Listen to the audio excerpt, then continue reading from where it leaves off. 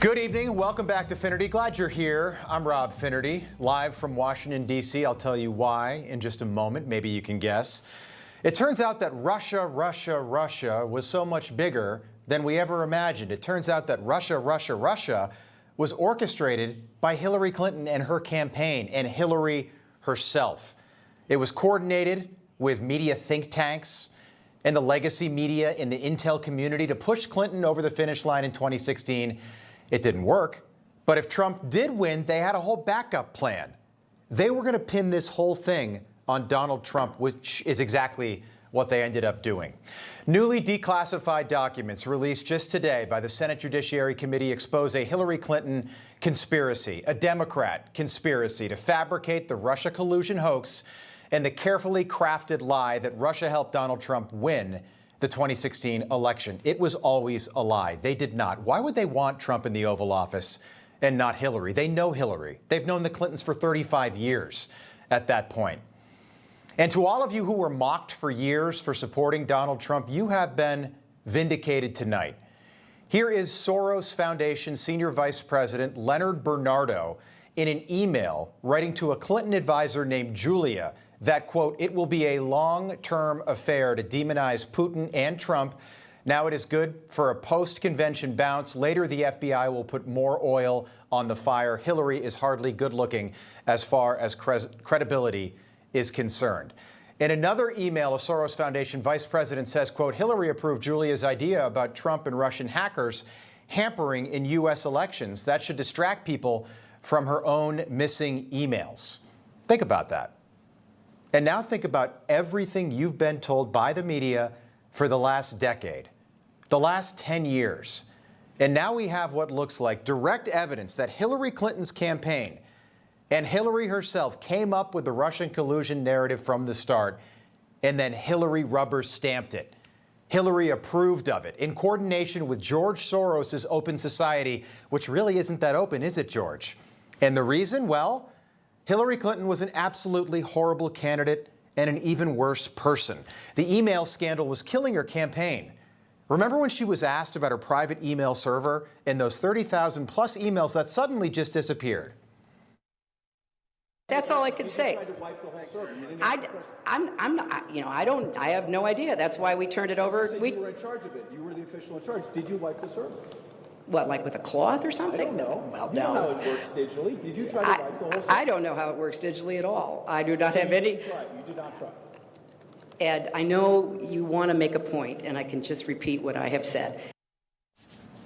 You know how it works? Hillary, you hit the delete button and the emails go away. By the way, most people won't delete 30,000 emails in a lifetime. Hillary did it in a couple of days. Hillary deleted that server, then joked about it in public, and when the media asked her questions, she mocked the media and got away with it.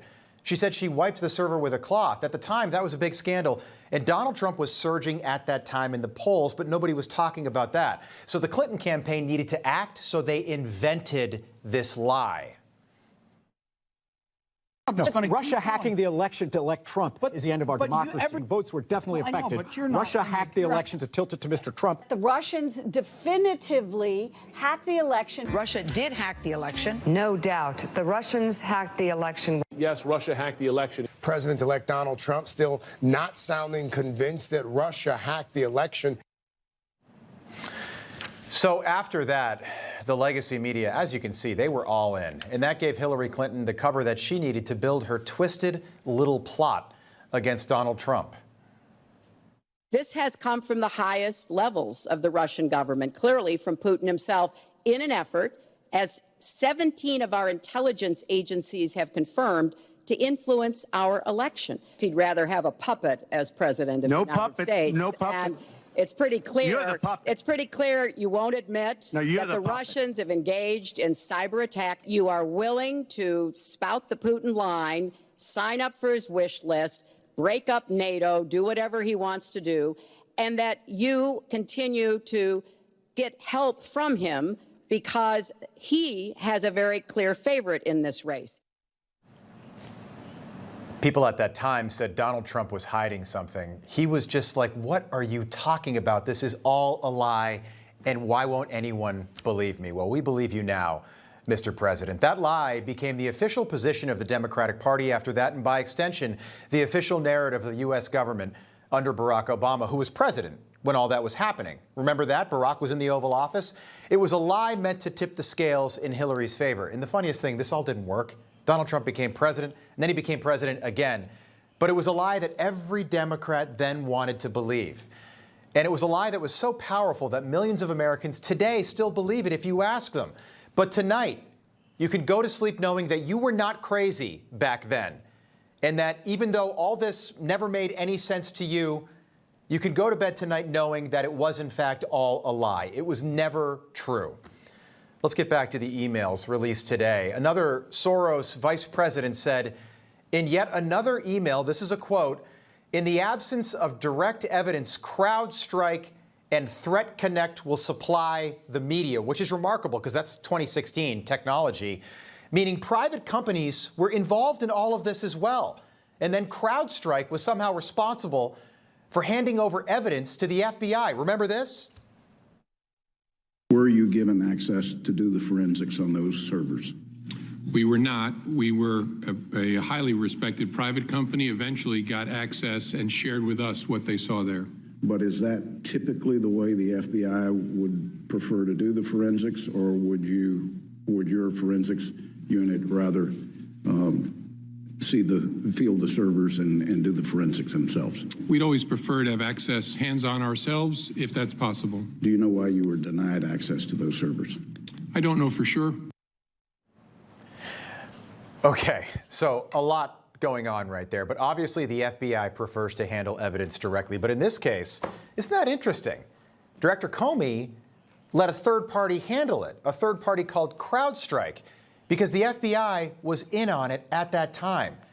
In another exchange, the Soros vice president said, quote, "I suggest writing something about a task from someone, I don't know, some dark forces like the FBI, for instance, or better yet, Clinton sympathizers in the intel community, Pentagon, Deep State, about American websites acting in accordance with Putin to undermine good in the elections in the interest of Donald Trump." That right there is proof that the deep state works. Do you have any more questions? Case closed.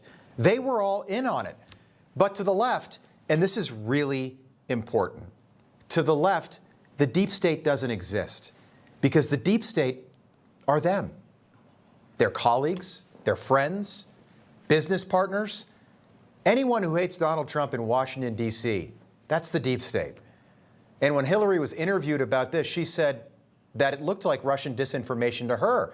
Of course, what else is she going to say? John Podesta said he's never seen any of this before, and Jake Sullivan called it ridiculous. What else are they going to say? Don't forget, no one ever thought Donald Trump was going to be president again. They didn't think they'd ever have to worry about this after Joe Biden in 2020. The Office of the Director of National Intelligence, the DNI, also releasing a whistleblower story today about how a supervisor needed a signature to approve the Russian hoax narrative, and how James Clapper and other senior Obama officials privately thought the Steele dossier was absolutely crazy, but they still included it in the report used to spy on the Trump campaign because they knew it would help. This is what Donald Trump was up against, and this is what the White House is fighting against to this day. This should be a story every outlet in this room should be covering. This is further evidence that Hillary Clinton approved the Russia hoax against President Trump. Her campaign financed it. Again, she approved it. And the FBI and the CIA were both weaponized to, as our director of CIA has said, accelerate this hoax against then candidate and former President Trump. To answer the heart of your question, the president wants to see justice served, and he trusts the Attorney General and the Department of Justice to implement that justice and hold these people accountable. So that was Caroline Leavitt at the White House today. Donald Trump won in November, and no one on the left was planning on that. And now the administration, the Trump administration, needs to hold everyone accountable, every single one of these rats, and that's what they are, filth. We need hearings. We need indictments. We need grand jury testimony. We need people testifying on camera, on Capitol Hill, before Congress. We need all of that, and it doesn't matter what role you played. If you were a janitor when this was happening, you should be indicted. We have no idea how long the government has been picking winners and losers in our elections. But we do know that for decades, the deep state, which is very real, has been pulling strings. To what extent, we don't know yet. But they wanted to get their way, and that was always the point. But then along came Donald Trump. And then he came along again and won in November. And that wasn't part of their plan. Donald Trump was supposed to be dead. Well, he's alive. And now he wants answers. You know, everybody's reporting the same stories, the same spin. You turn the channel, it's always the same. But not us. We're different. We report the real news. No spin, just the facts. Turn to us, and you won't turn back. Tune in to Rob Schmidt tonight on Newsmax.